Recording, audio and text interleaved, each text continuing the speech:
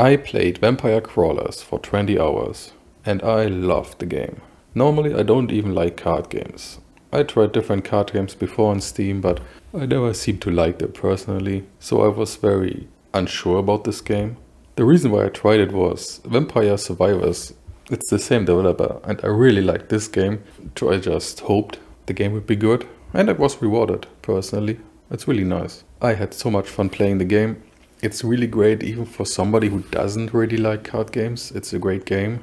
I like the mana system where it's like cards have mana and we have a certain amount of mana, which I think is pretty normal for games like this. Vampire Crawlers does it a little bit where it's like you can chain them, which was really cool, where it's like you have this big chain, but can you get up to like 10, 20, 30 chain mana later on with wild cards, it was a lot of fun getting the chains up, especially later in the game when you have more resources and stuff. I had this one where then it was, I think, the last level or something, and I picked the red crawler, the guy with the wild. I just picked both of the crawlers as my mains, who did the wild ones with the gold, and the other one had the revives with the wild card playing more. So later I would just have these, like, you would just play a card for like 3 mana, then a wild card, then another 3 mana wild card, and I had like a 40 combo or something like this. That was a lot of fun. And because I had the guy who made like getting a lot of money, I had like 1,000% more money, and whenever it would be like, you would beat a boss and then you get the overkill, and if you get like to 5,000 coins overkill, you get like 50,000 for one kill. That was so satisfying. That was such a nice moment. I beat the entire game in terms of maps, at least. I beat the last, I think difficulty 9 it was. Trickster was his name. I beat him. It was pretty easy. I did it again. I did it with like 4 revives. I think I died once or something. I still had 3 revives open and I killed him. There's a lot of stuff I liked.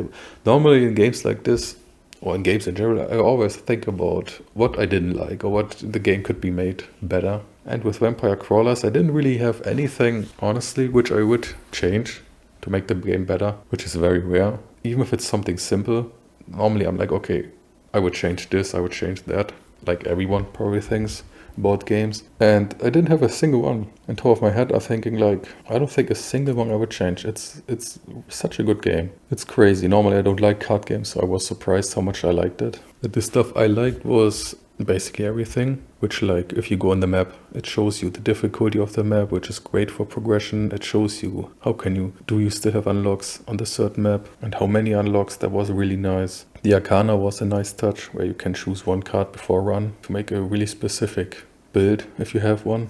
I normally took just the card which gave you, after 100 card, to give you 1 mana for free.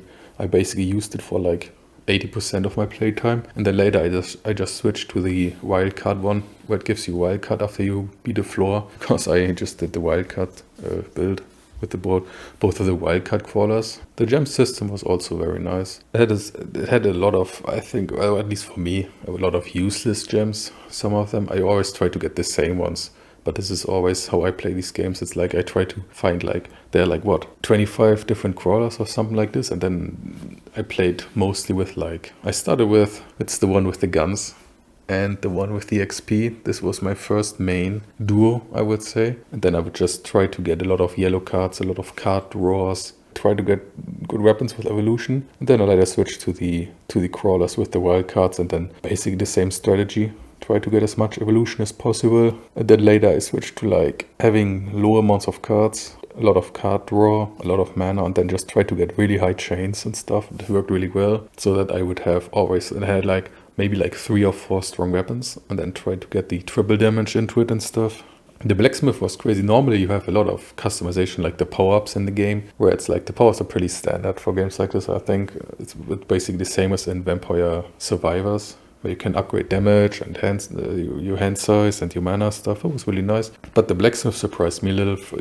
I mean, the gems, alright, you get them, a lot of gems, and then, but what you could do with the Juwelier, that you could change the different rarity. That was crazy. So I was like, normally you can't really do it. It's like more of a luck-based game, but then in this game you can just use your coins and be like, okay, you want to have your evolution or your triple damage, which was I did. I just made them common, did some commons, one uncommon, so it's like the highest chance of getting the ones I wanted. Normally I'm pretty simple. I'm a pretty stupid person, so in these games I always try to make it as simple as possible. It's like, alright, I have my 1 or 2 crawlers. I always take the same weapons, the same stuff, and then I try to get the same gems. But I was still surprised how much, like, in some of the blacksmith you could give one weapon like 3 different gem slots and stuff like this, which is crazy. But yeah, overall I really enjoyed the game. Great game. I would recommend it to everybody, unless you really don't like card games, which normally is me, so I was surprised. But yeah, I gave this game a shot, mostly because it was Vampire Survivors developer, and because the game was so great, Vampire Survivors, I just thought to myself, there's no way this game is gonna be bad, and I was right. Overall, I think the game is a 9 out of 10, honestly. The game, it's like the perfect game for what it tries to be. Roguelike Card Battler, it's like the perfect game, honestly, in this category. Really well done game. I like basically everything about the game.